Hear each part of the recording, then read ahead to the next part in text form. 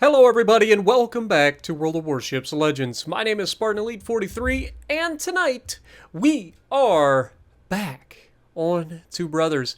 And we are in the Yamato. That's right. And we spawned middle, which can mean only one thing. We're going to challenge our inner flambass. Or channel. Whichever. Both of them pretty much work in this situation. But we're going to channel our inner flambass and do something incredibly special. So sit back, relax, and enjoy the ride. Now, I will be honest, I've been running the Yamato lately because I want to get a game where I get to showcase Arthas as the inspiration and just how nasty this thing can be. This one is a game, and it showcases how nasty Arthas can be, but it also showcases some of the downsides. And just how incredibly ridiculous World of Warships Legends can be at times. So, yeah, with that to be said, I mean, trust me, y'all don't want to miss this one.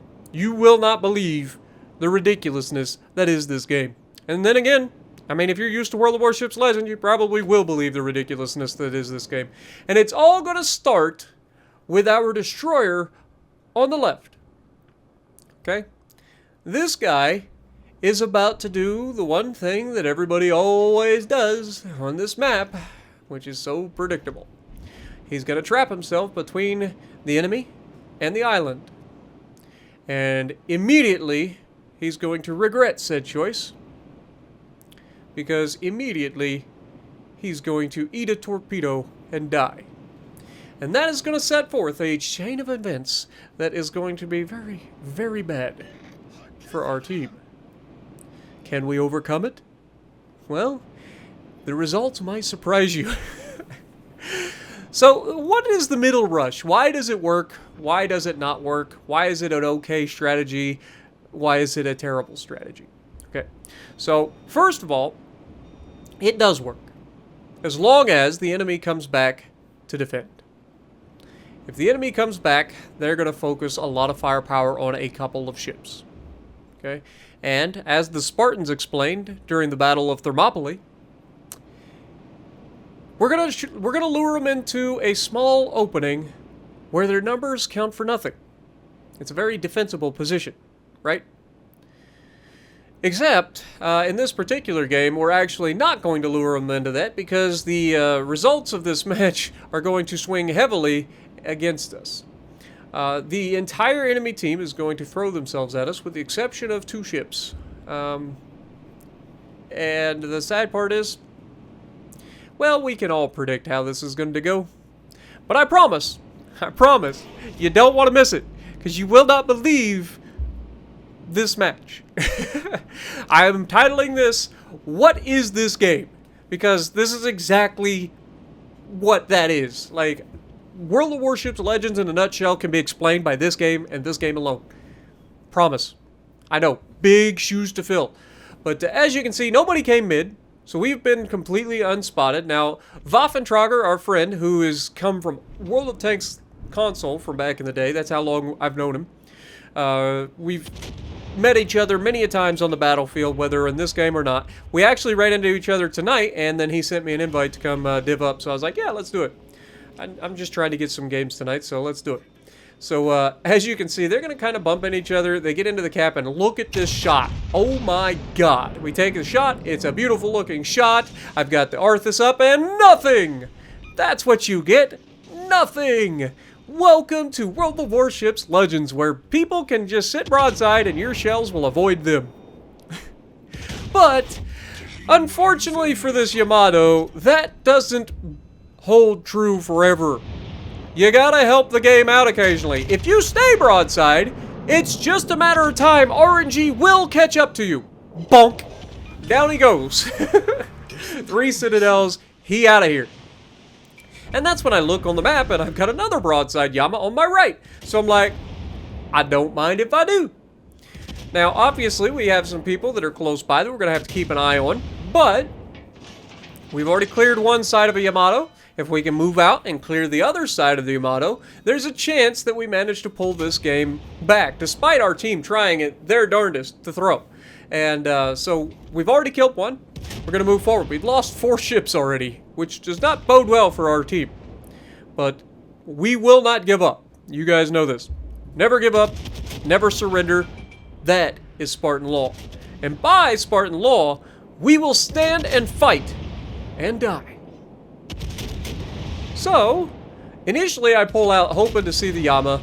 Doesn't happen. Tulsa has us radared, so we got to finish this guy off now.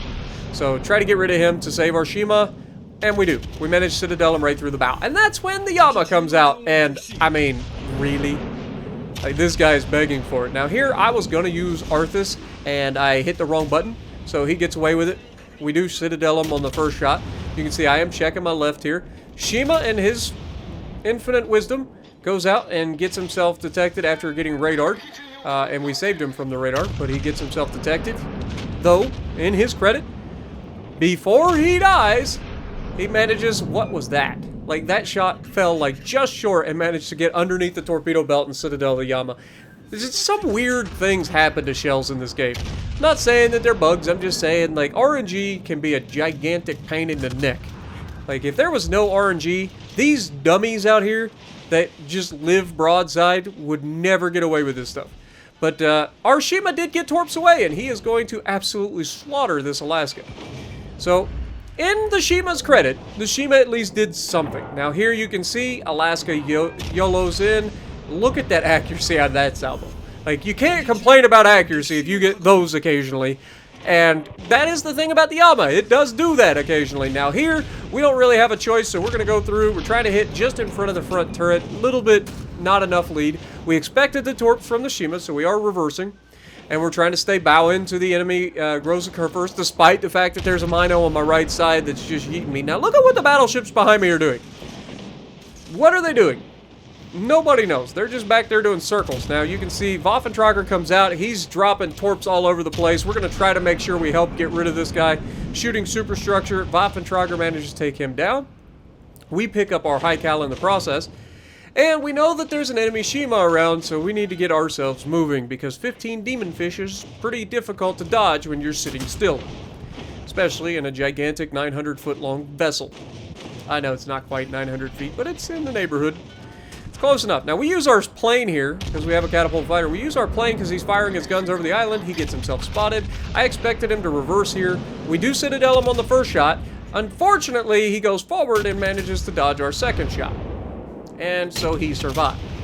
And because the Mino has an incredible heal that gets to heal even critical damage, that British heal coming in real handy. It's like a, you know, the Conqueror in that aspect. Like, it just gets to heal everything. And look, he's already back up to half health. Dude takes a citadel from an Arthas Yama and gets away with it. And he's back up to over half health. And then he's going to do the unthinkable, pull out from the island and just beg for it. Watch this shot. It's like, okay, like, you are toast here, right? Wrong. The game is like, no, Spartan. We've given you good shots. Now is when we're going to f*** you. And, yeah, we've killed 3 people. We've done 179,000 damage, and this Mino is begging for it. Now, here, I make a huge mistake. Anticipating torpedoes, probably gonna kill me. I go ahead and I go for the kill here, the home run, and unfortunately, we don't get the home run. And what is really bad is this guy understands that he needs to shoot my bow side plating. And look at the damage that this guy gets on me before I can get myself turned in to correct this problem. That's just it. We went for the home run, and we failed. And because of that, what would have been absolutely incredible ends up being less so. Now here you can see Waffentrager's going for superstructure hits if he can. He's over-angled, unfortunately, so enemy Mino's able to citadel him and take lots of his health, and the Shima joins in to shoot him. And here it comes down to whoever can hit whose superstructure next, and unfortunately Waffentrager manages to come up just short, leaving him with just enough to get away. And that leaves a Conqueror who is heading for the border, and a Montana who is very low health, to take on a Bourgogne who is very healthy, a Shima, another Shima, and a Mino. And you know that Mino probably has another heal left, and is probably going to heal a lot of that we just did to him back. So can these guys finish what we started? Well, the answer, of course, is no. Of course they can't. There were 5 people in this lobby that died. We killed, as a unit, all 5 of them. Which is just what you call unfortunate. Now here, Conqueror is not paying attention to the guy that's spotted off his bow. He does turn here, to his credit. And his guns are Conqueror guns, so they're just doing whatever they feel like doing. And then he goes ahead and fires his guns into the smoke screen, which is something you never want to do if you're charging a smoke screen in a battleship. Because what would have been a Conqueror that got to go dark is now a Conqueror who is lit up for not only the Shima, who's going to torp him, but the Burgone, who has his broadside. Like, do you see where this could go wrong? Yeah, it's not ideal. But if this Conqueror has HE loaded and doesn't fire his guns again, he may go dark, and he may be able to charge the destroyer and remove him before he gets torped into oblivion. Anybody want to take a guess as to how this goes? Well, the Conqueror has extremely slow turning turrets. Literally could get in there and hand crank the thing faster than what these things turn, I think. But charges the smokescreen. Lo and behold, the destroyer is not in the smokescreen. Shocker. But instead, he manages to get himself in a pickle where the destroyer is on the backside of the smokescreen. He comes out, they proxy spot each other, and his guns aren't even looking in the right spot. It looks like they are, but they're not, because they turn too slow. And down goes the Conqueror, leaving the only people who have died in this lobby to just me and Waffentrager with over 1500 XP each in a loss. Now to the Shima, Lot Orc, thank you so much, my dude. You did well. The rest of the team, not so much. But hopefully you guys enjoyed the sheer ridiculousness of this game. And if you like what I'm doing, punch the like button, leave a comment below, subscribe to the channel if you haven't already, and as always, I will see you in the next video.